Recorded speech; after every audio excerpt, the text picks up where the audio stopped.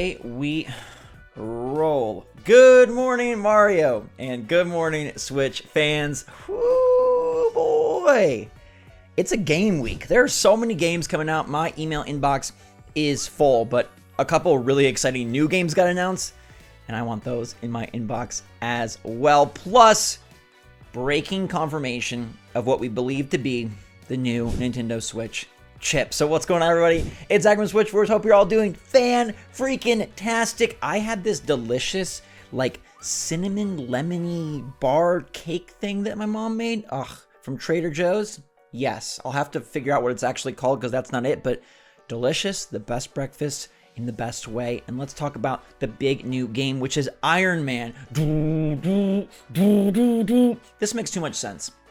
I loved Anthem for what it was. I think the controls and the movement and the gameplay was phenomenal. I don't know that there's ever been a better flying game than Anthem. Yes, the rest of the game was very suspect at best, and it died quite quickly and painfully, and they never were able to resurrect it. But EA Motive, not the Anthem studio, but the new Dead Space Remake studio and the Battlefront studio, announced their new Iron Man game, third-person action-adventure, and you best believe they are going to be stealing the Anthem flight system, and this game is instantly going to be awesome. I have a lot of faith in Motive. I think they do good work. The Dead Space Remake is looking sick.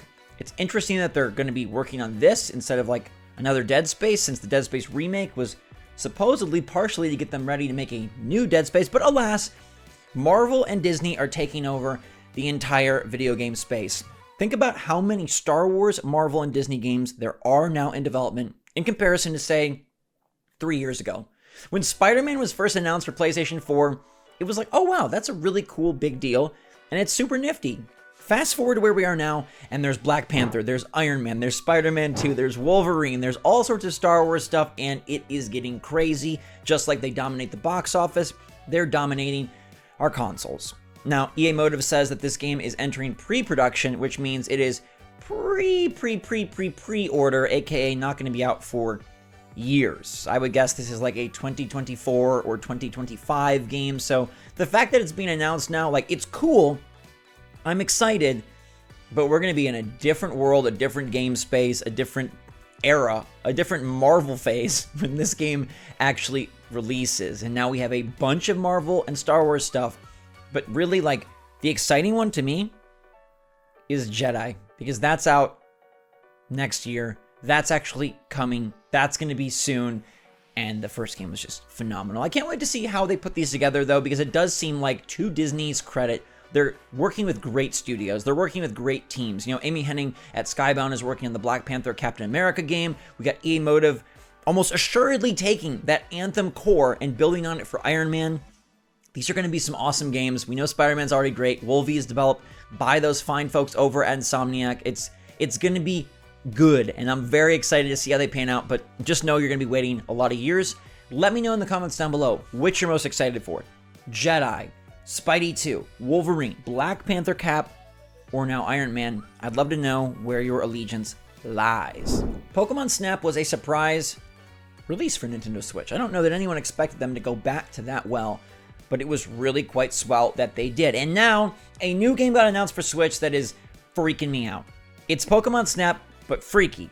And I'm telling you, Penco Park developers, please send me this game when you have it available. I want to check it out, and I want to be mortified. Because Penco Park is out September 27th, and it looks so darn spooky. It's got like weird, almost like just cute but creepy creatures, and you're doing the kind of thing of going through, taking photos, and capturing images from beyond, and I don't know, it just looks really eerie. Just want to make a brief shout because I thought this looks good. A million games are announced for Switch, but sometimes one comes out and you're just like, wow. You do the Owen Wilson, wow, wow, wow.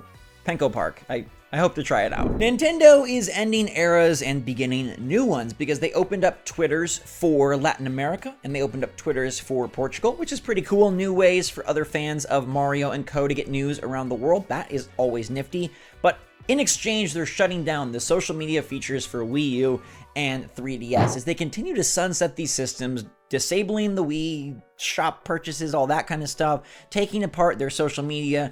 These are becoming fossils, relics, consoles that at least in the 3DS's case, were once incredibly successful and laid the groundwork for what we have today. The Wii U also can take a little credit for that, not on the sales front, but on like the gamepad thing.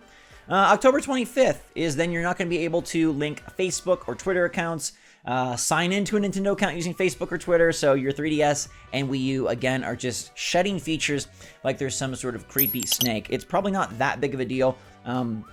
Why you would log into Facebook or Twitter via these things in 2022, I have no idea, but it is interesting to see in a world where, you know, all of our stuff is up there on the cloud and trusting these systems and these companies to last forever.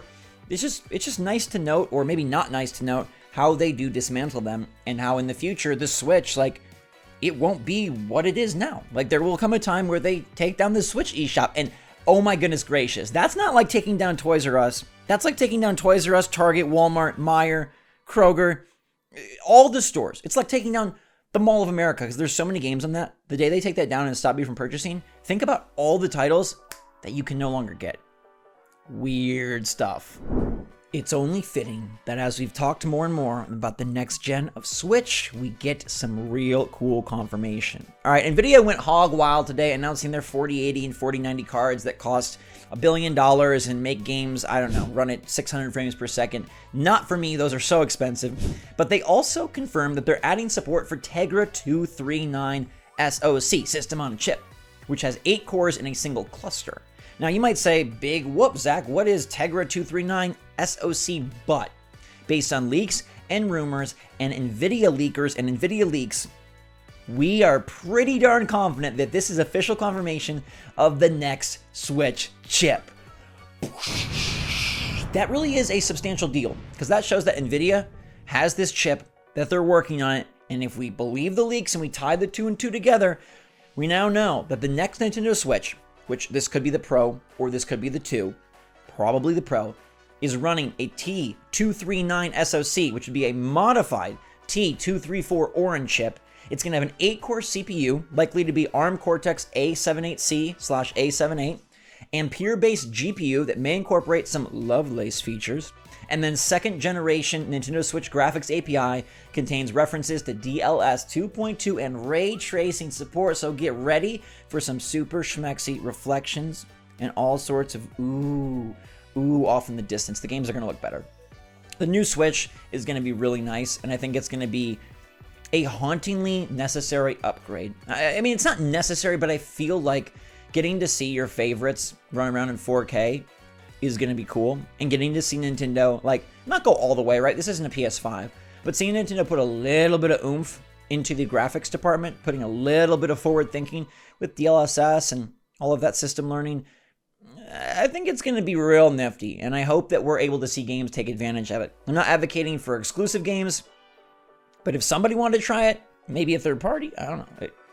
If it means we get to play games that we wouldn't otherwise play and can look really darn good, then hey, I'm really eager to see what this system is all about. And now that NVIDIA is, confirming development on this, it's been rumored for a couple of years now, but they're confirming that this new chipset, they're not saying it's confirmed for Switch, but confirming this new chip, I think we're getting close.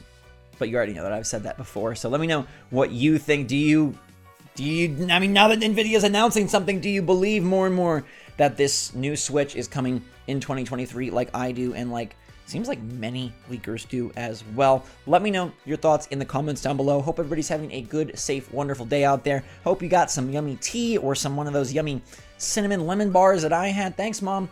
And until next time, stay safe, stay healthy, stay happy, stay positive out there. Love y'all a lot. SwitchForce out.